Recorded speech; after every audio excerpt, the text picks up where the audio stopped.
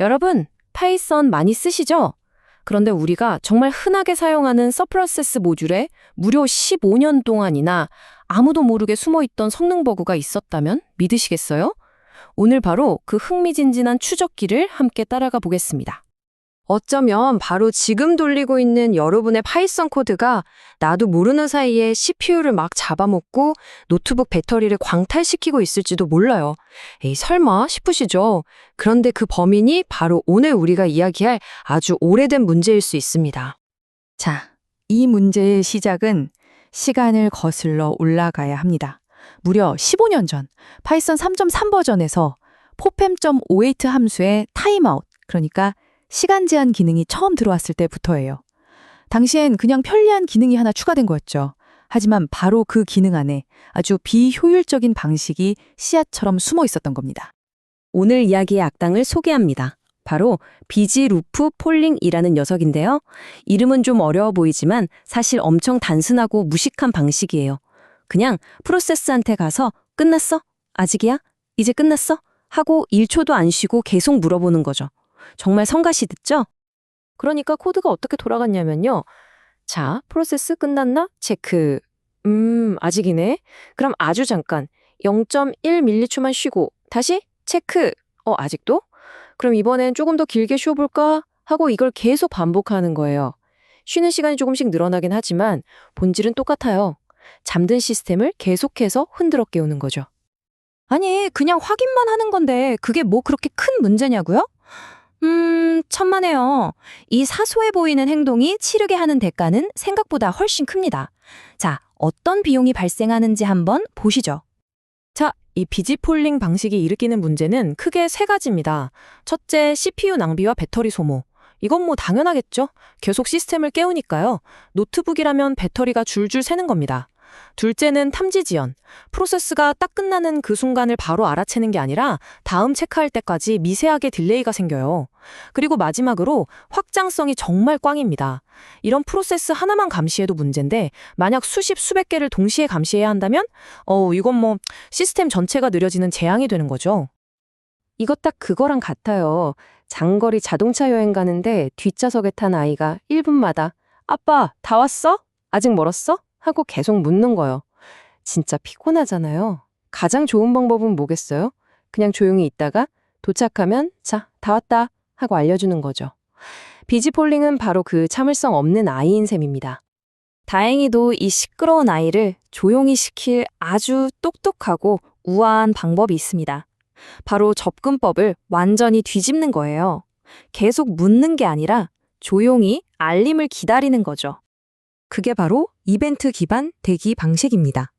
아이디어가 정말 간단해요. 우리가 직접 계속 확인하는 게 아니라 그냥 운영체제, 즉 OS한테 부탁하는 겁니다. 저기요, 이 프로세스 끝나면 저 좀 깨워주세요 하고요. 그럼 우리 프로그램은 OS가 깨워줄 때까지 아무 일도 안 하고 푹 쉴 수 있는 거죠. 에너지 낭비가 전혀 없어요. 훨씬 효율적이죠? 자, 그럼 이 똑똑한 방법이 우리가 쓰는 여러 운영체제들, 그러니까 리눅스, 맥OS, 윈도우에서는 각각 어떻게 구현됐을까요? 다들 자기만의 특별한 도구를 쓴답니다. 리눅스는 PID-FD 오픈이라는 비교적 최신 기술을 쓰고요. 맥OS나 BSD 계열은 체큐어라는 걸 씁니다. 그런데 여기서 진짜 재밌는 사실이 하나 있어요. 바로 윈도우입니다. 윈도우는 애초에 이 문제가 없었어요. Wait for Single Object라는 아주 효율적인 함수 덕분에 처음부터 이벤트 기반으로 잘 작동하고 있었던 거죠. 와, 이번만큼은 윈도우가 승자네요. 그리고 이 해결책이 정말 똑똑한 게 뭐냐면요. 아주 안전하게 설계됐다는 거예요. 만약에 어떤 이유로든 이 새로운 이벤트 방식이 작동하지 않으면 어떻게 될까요? 에러가 날까요? 아니요. 그냥 조용히 예전의 그 비지 폴링 방식으로 스스로 돌아갑니다. 사용자 입장에서는 아무 문제 없이 그냥 돌아가는 거죠. 이런 걸 우아한 대체 작동이라고 하죠. 정말 잘 만든 개선입니다. 자, 이론은 충분히 들었으니 이제 가장 궁금한 걸 봐야겠죠? 그래서 얼마나 좋아졌는데 이 작은 변화가 가져온 결과를 수치로 직접 보여드리겠습니다. 아마 깜짝 놀라실 거예요. 이 그래프를 보세요. 정말 말이 안 나올 정도입니다. 예전 방식으로는 프로세스가 끝나기에 10초 기다리는 동안 CPU가 무려 258번이나 잠에서 깨야 했어요.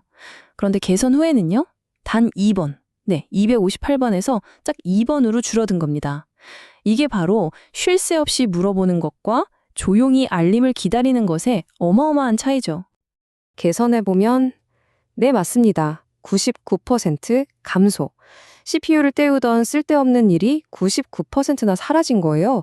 거의 모든 낭비를 없애버린 거죠. 대단하지 않나요? 이게 뭐를 의미하냐면요. 이제 대기 중인 프로세스는 CPU를 정말 제로에 가깝게 사용한다는 뜻입니다.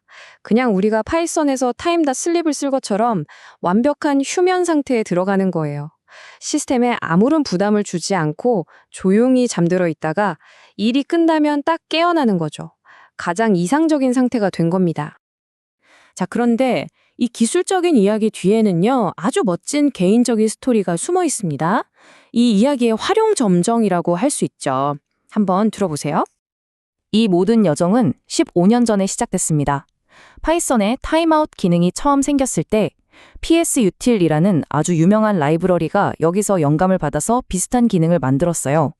그리고 시간이 흘러 2024년, 바로 그 psutil 라이브러리가 오늘 우리가 이야기한 이 혁신적인 이벤트 기반 대기 방식을 먼저 개발해냅니다. 그리고 이야기의 마지막은 뭐냐고요? 이 멋진 개선점을 다시 파이썬 공식 라이브러리에 기부한 겁니다. 정말 아름다운 순환 아닌가요?